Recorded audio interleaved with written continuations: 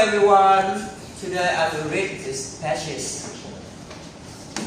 Elephants are the largest type of land animal. They live in Africa and Asia and can be as heavy as a shark. Elephants have long trunks, which they use to gather food, drink water and bath. To cool down, they flap their large ears. Elephants love to eat leaves, grass and bark. They are really big, so they need to eat a lot of food.